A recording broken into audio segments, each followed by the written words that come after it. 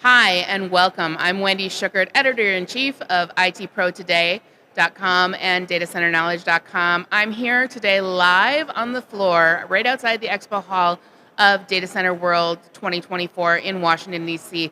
And joining me today is Joshua Yoon. Joshua, thank you so much for joining us today. Thanks for having me. You are the Senior Vice President of Sales and Marketing for Virginia Transformer Corporation, and also a speaker here at the event. Yesterday, you had a pretty hugely packed room talking about reliable power. How did your session go? Very good, very good. I was quietly surprised, pleasantly surprised. I didn't expect that many people would be there, but the title of the presentation was "Successful Data Centers Begin and End with Reliable Power." So as you can kind of tell from the title, the whole thing presentation was basically based upon what kind of role does transformer have in terms of a data center.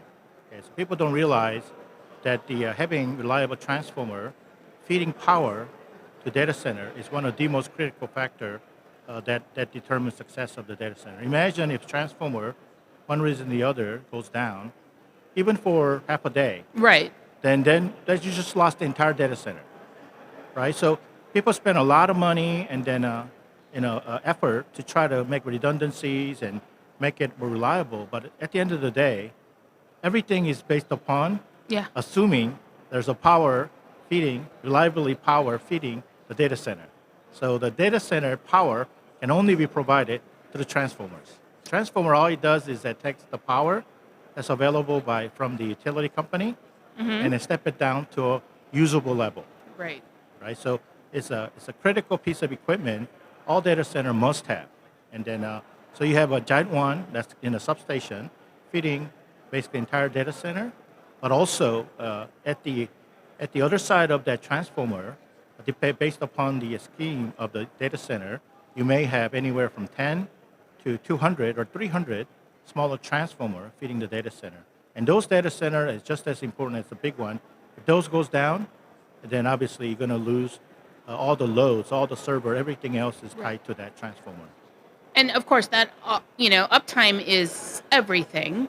It's a bit like having your car run out of gas, and you're right by the gas pump, but the hose doesn't reach, Right, and you can't do anything. right.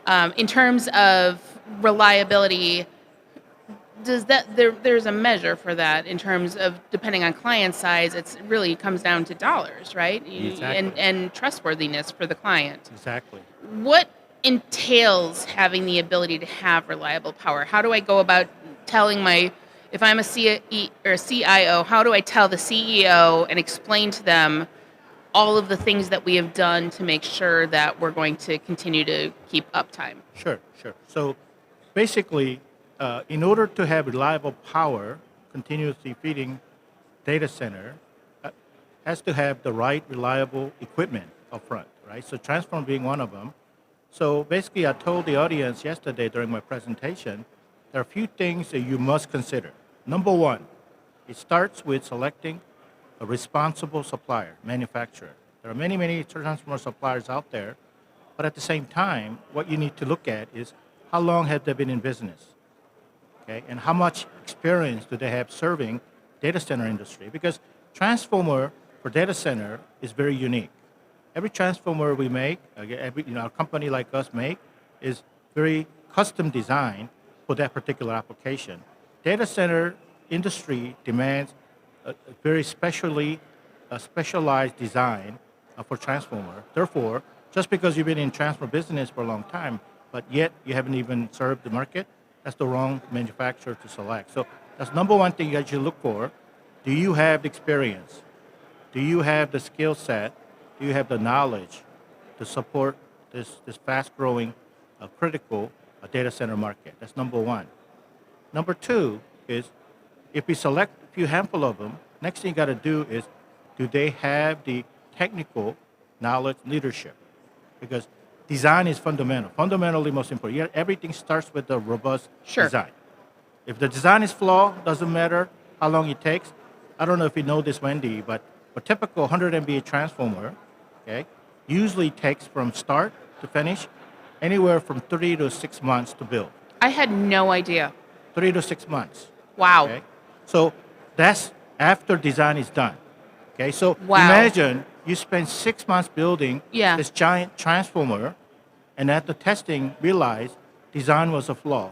Then what happened? Start I guess over? you have to start back over Right? because you that's can't the- probably retrofit it. No. So that's the reason you must have robust design. So that's why you need to validate the supplier, manufacturer, make sure do they have the know-how? Have they been doing this? Okay, what are the tools that they use? What are the processes they use? Okay, so this validation is a must. And then second thing you got to look for is design is done, but can you build it? Right? Oh, sure. I mean, think about it. Otherwise, it's all on paper. Yeah, exactly. So 3 to 6 months manufacturing cycle time.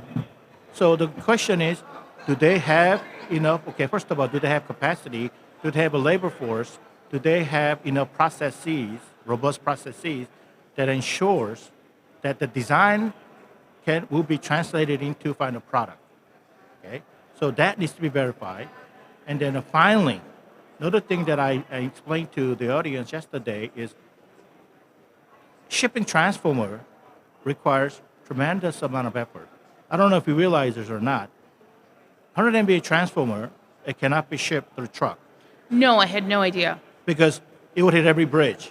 It's going to go through. Oh, that makes total sense. So what we do is that while transformer being built, we have a separate dedicated department, logistics team.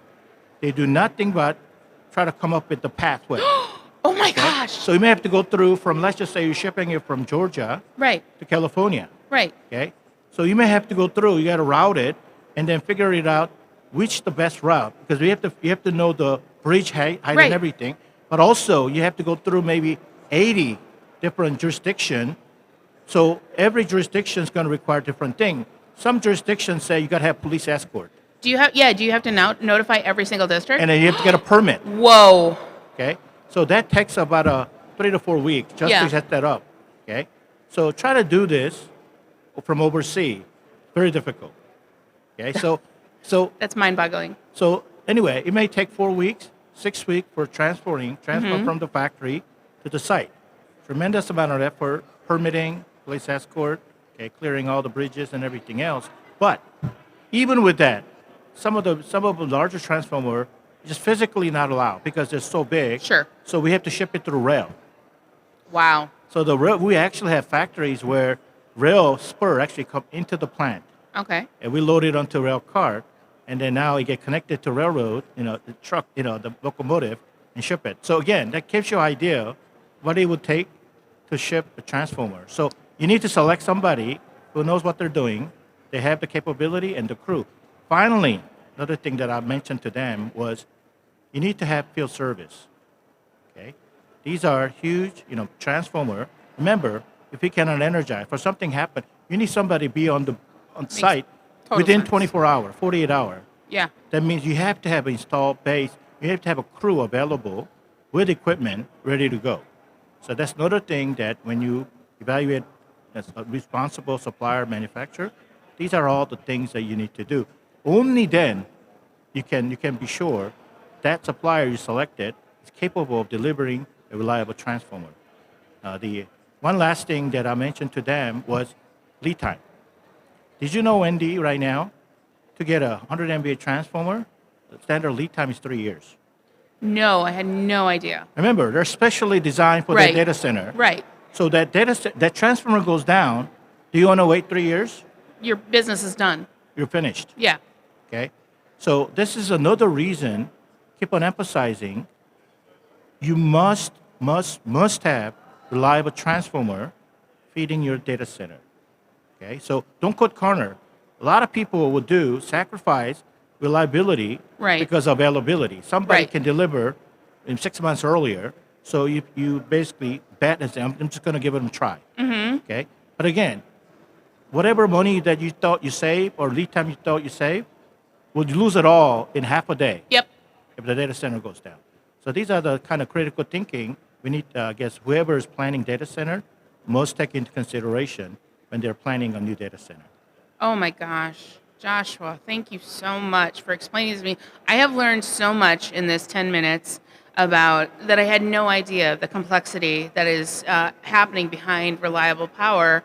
Thank you so much to Joshua Yoon, Senior Vice President of Sales and Marketing at Virginia Transformer Corporation, for taking time out of the conference to come and sit and chat with us. I'm Wendy Schuchert. Thank you and have a great day.